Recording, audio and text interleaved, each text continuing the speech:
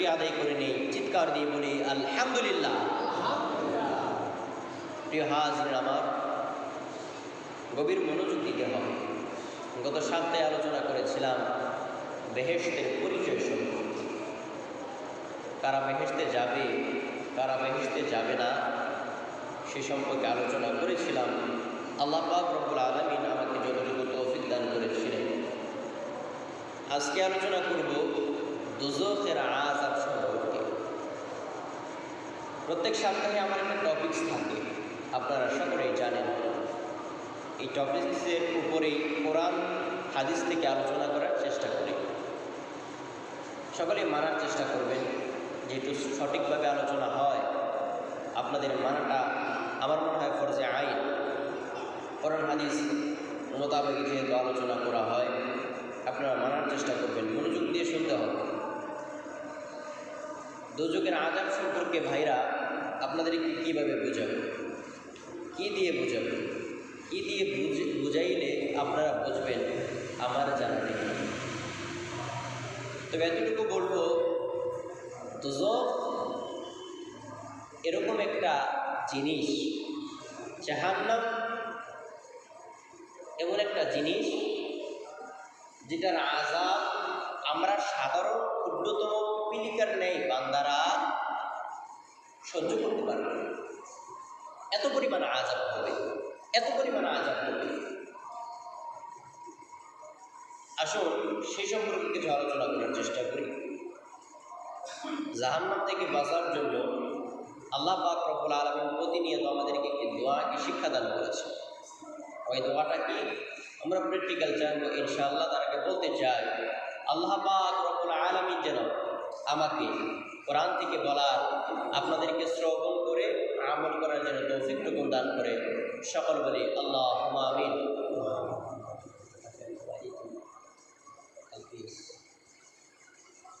প্রিয় হাজিরের আমার, গভীর মনোযোগ দিতে হবে বাবারা। আমার আল্লাহ পাক রব্বুল আলামিন পবিত্র কালামুল্লাহ শরীফের মধ্যে খুবই সুন্দর ভাষায় জানাচ্ছেন। আল্লাহ পাক রব্বুল আলামিন বলেন, রব্বানা আতিনা ফিদ দুনিয়া হাসানাতাও ওয়া ফিল আখিরাতি হাসানাতাও ওয়া কিনা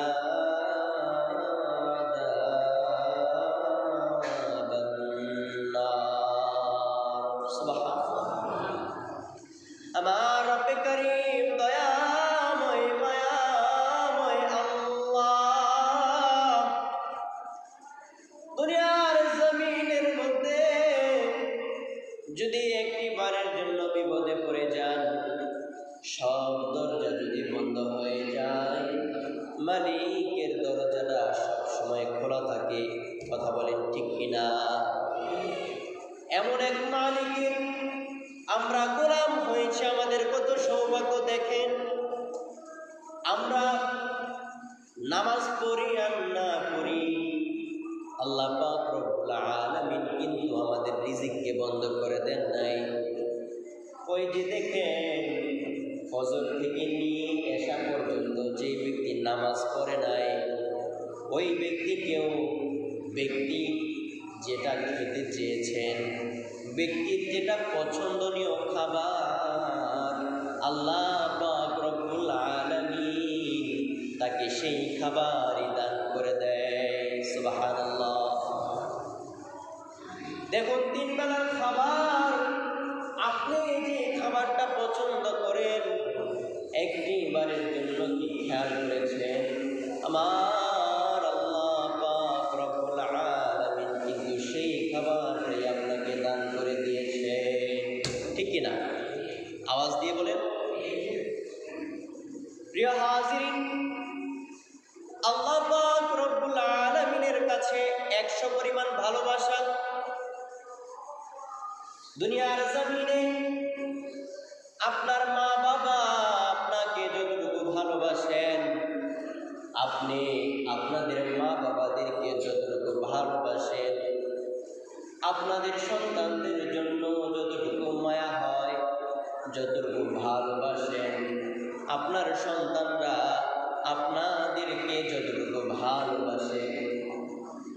দুনিয়ার জমিনের মধ্যে যতটুকু ভালোবাসা আছে, এই পৃথিবীর মধ্যে যত প্রকার ভালোবাসা আছে, একটা মা ছেলের জন্য ভালোবাসা, ছেলে সন্তান মায়ের জন্য ভালোবাসা, পশু পাখির জন্য ভালোবাসা, জীবজন্তুর জন্য ভালোবাসা।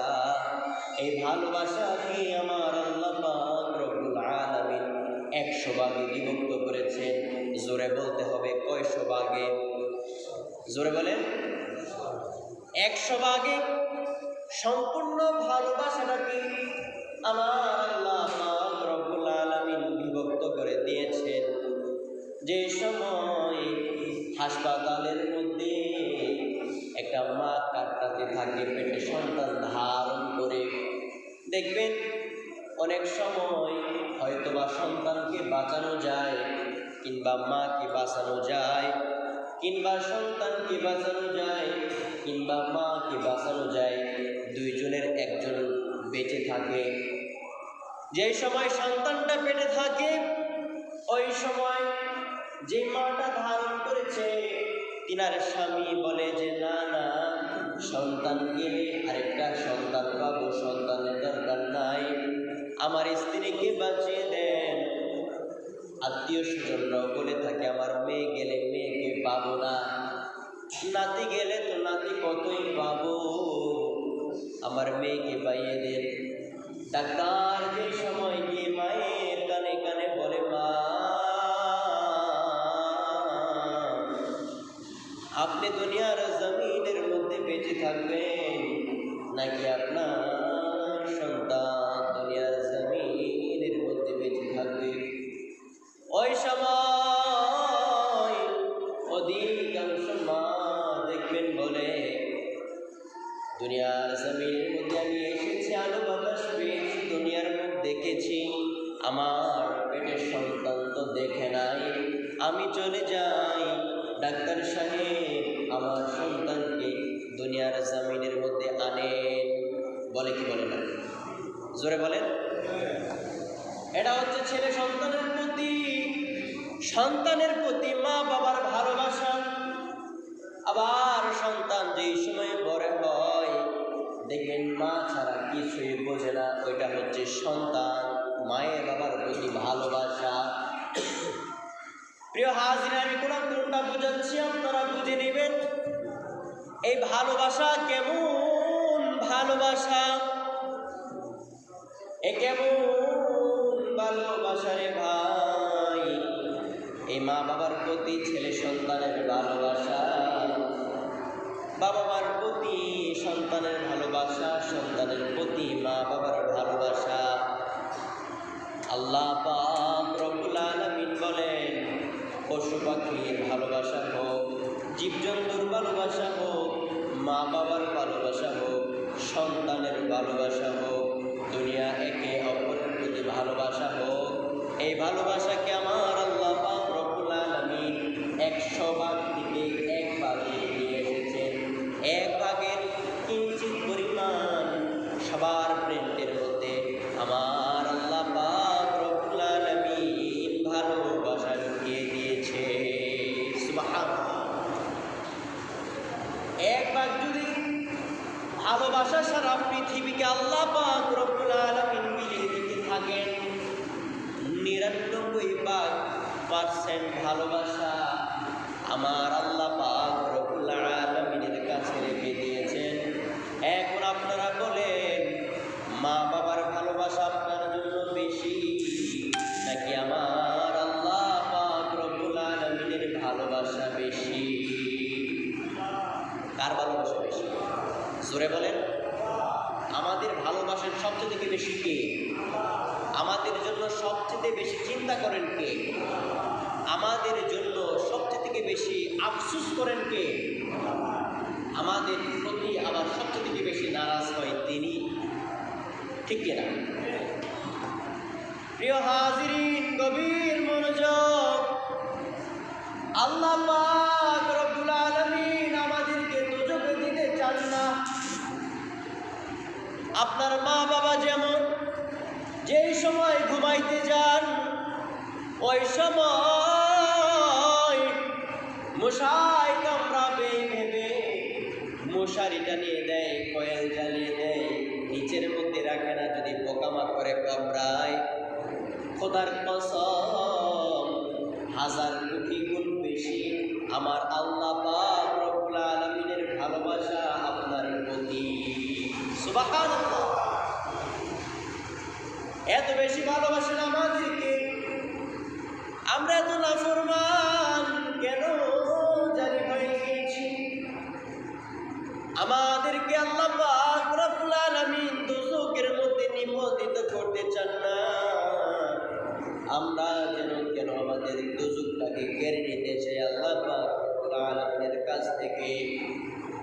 আল্লাহ পাক রব্বুল আলামিন বলে, রে বান্দা, দোজখে তোমাকে দিব না, কিয়ামতের হাসরের ময়দানের মধ্যে আমি একটা উসলত বসবো। যে কোনো একটা উসলত যদি তোমার পাই, একটা ওসিলা যদি তোমার পাই, তোমাকে বিনা হিসাবে আমি আল্লাহ পাক রব্বুল আলামিন জান্নাতবাসী করে দিব। সুবহানাল্লাহ। বিনা হিসাবে জান্নাতবাসী করবে, তবে একটা ওসিলা লাগবে। একটা ওসিলা ছাড়া জান্নাতবাসী হতে পারবো না। জাহান্নাম থেকে বাঁচার জন্য আল্লাহ পাক রব্বুল আলামিন দোয়া শিক্ষা দান করেছেন। আল্লাহ পাক রব্বুল আলামিন বলেন, সব সময় এই দোয়াটা আমি আল্লাহ পাক রব্বুল আলামিনের দরবারে করবা। আমার সাথে সাথে বলুন, রব্বানা আতিনা ফিদ দুনিয়া হাসানাতাও ওয়া ফিল আখিরাতি হাসানাতাও ওয়া কিনা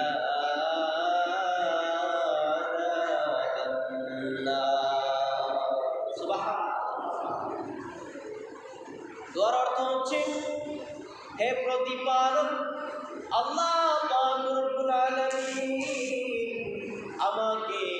আমাদেরকে দুনিয়া ও আখিরাতের কল্যাণ দান করুন। আমাদিগণকে দোজখের ভয়াবহ আগুন থেকে আমাদেরকে মুক্তি দান করুন। আল্লাহ পাক রব্বুল আলামিন বলেন, দোয়াটা করতে দেরি আমি আল্লাহ পাক রব্বুল আলামিন বান্দাদেরকে মাফ করতে দেরি হই না। সুবহানাল্লাহ। দেখবেন এই দোয়াটা আমি বেশি বেশি করে থাকি। কত পাপ আমরা করে থাকি, পাপের সীমাকে লঙ্ঘন করে তারপরেও পাপ করি। আমাদের পাপটা তো বেশি হয়ে গিয়েছে, শরীরটাকে জর্জরিত করেছে পাপে। হাত বলেন, পা বলেন, মস্তিষ্ক বলেন, ব্রেন বলেন, সারা অঙ্গ প্রত্যঙ্গ, বিশেষ করে কবরটা তো একবারে কালো করে ফেলেছে পাপ করতে করতে। এত পরিমাণে পাপ করেছি, এখন মসজিদের প্রতি আমাদের আর মায়া কাজ করে না। আল্লাহ পাক রব্বুল আলামিনের কথা স্মরণ করলে আমাদের চোখে কান্না আসে। নবীজি মুহাম্মদুর রাসূলুল্লাহ সাল্লাল্লাহু আলাইহি ওয়াসাল্লামকে আমরা মিস করি না। আমরা জানি কেমন হয়ে গিয়েছি, আমাদের কলমটা জানি কেমন হয়ে গিয়েছে, একে অপরের প্রতি প্রতিহিংসার ছাপ নিয়ে পড়ে আছি। আমরা কি মরবো না? মারা যাইতে হবে না? নাকি চিরকাল বেঁচে থাকবো? ভাই, নিজেকে প্রশ্ন করে দেখো, দুনিয়ার জামিনের মধ্যে কেন এসেছেন? দেখবেন ও বিদগ্ধ উত্তর দিবে, দুনিয়ার জামিনের মধ্যে এসেছেন, প্রত্যেকটা সেকেন্ড থাকবেন একটা মাত্র কারণ, সেই কারণটা হচ্ছে আল্লাহ রসুলের সন্তুষ্টি অর্জন করা। বলেন ঠিক কিনা? প্রত্যেকটা সেকেন্ড আপনি মনে করছেন সময় নষ্ট করে চলে যাবেন দুনিয়া থেকে, সময় নষ্ট করে দুনিয়া থেকে চলে যাইতে পারবেন, কোনো সমস্যা নেই। কিন্তু পরকাল যে আমাদের জন্য আছে, এটা আমাদের খুবই দুর্গতি হবে, খুবই সমস্যা হবে আমাদের। দুনিয়া থাকার জায়গা নয় ভাই। দুনিয়া যদি থাকার জায়গা হতো, আমার নবীজি থাকতো। দুনিয়া যদি থাকার জায়গা হইতো, ইব্রাহিম আলাইহিস সালাতু ওয়াস সালাম থাকতো।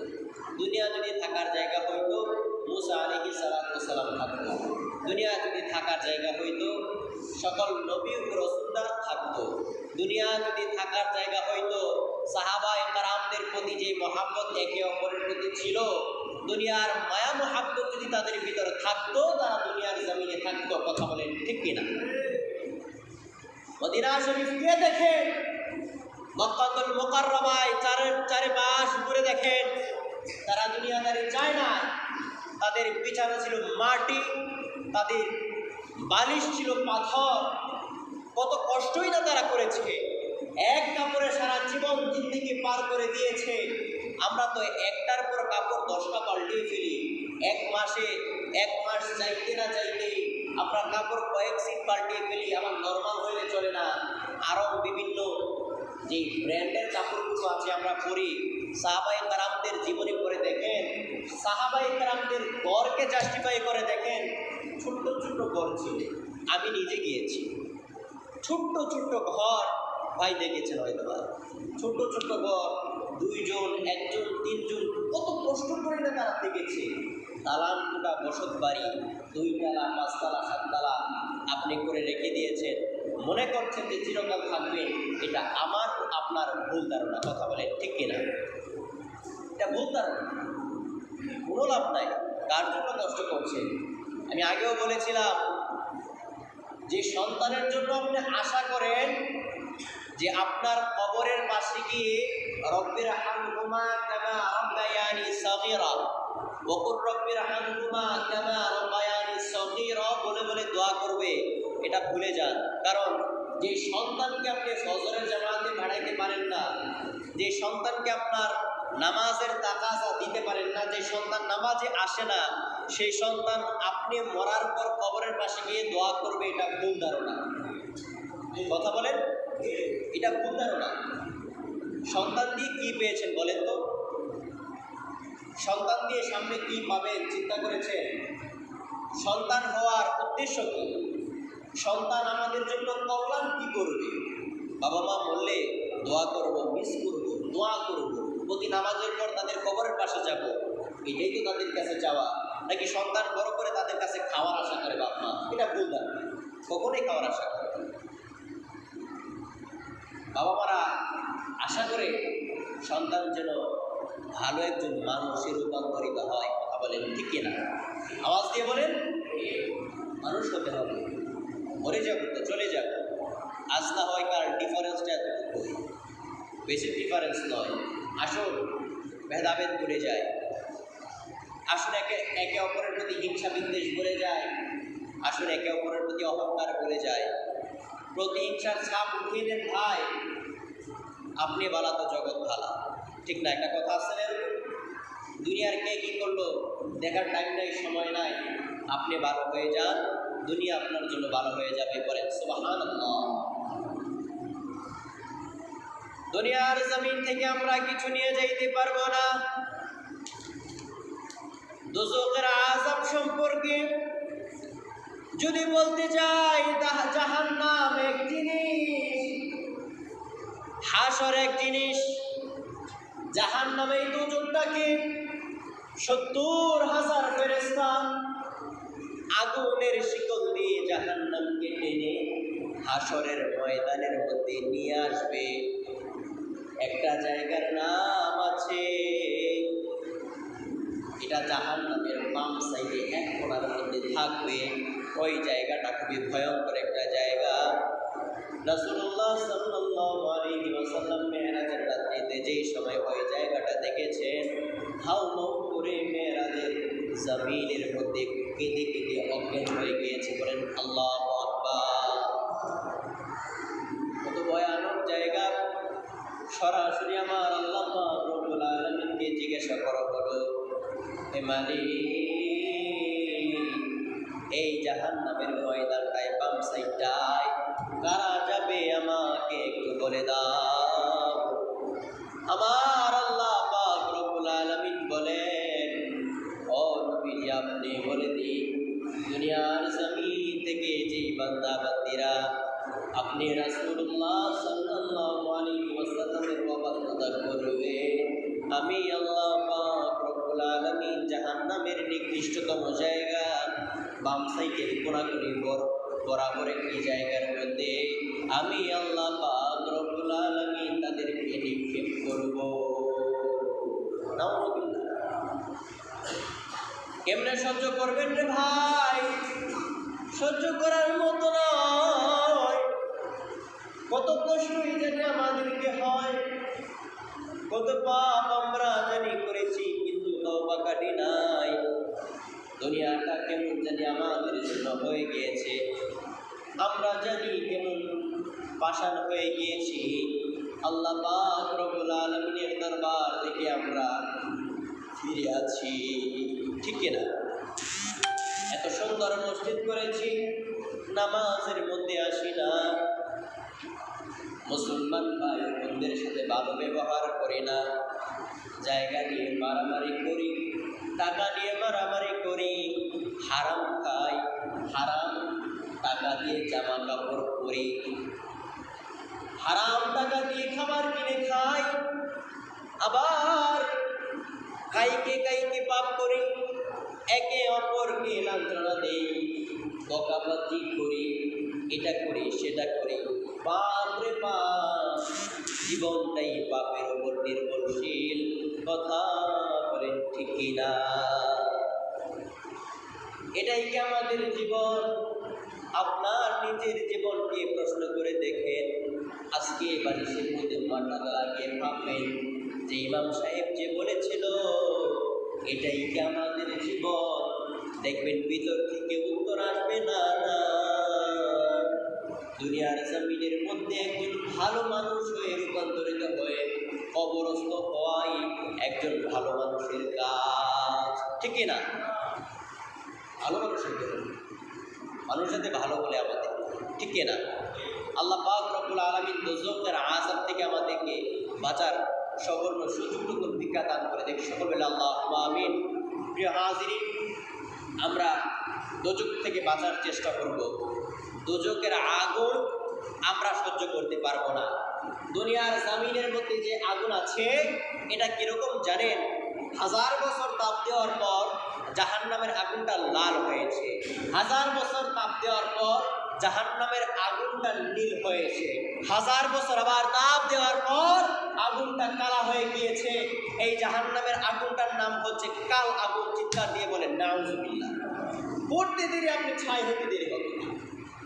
আর দুনিয়ার জমিনের আগুন তো আপনি একটু একটু করে পড়বেন, কিন্তু ওটার মধ্যে পরে ছাই হয়ে যাবেন, আবার উঠবেন, আবার ছাই হবেন। আমরা সহ্য করতে পারবো?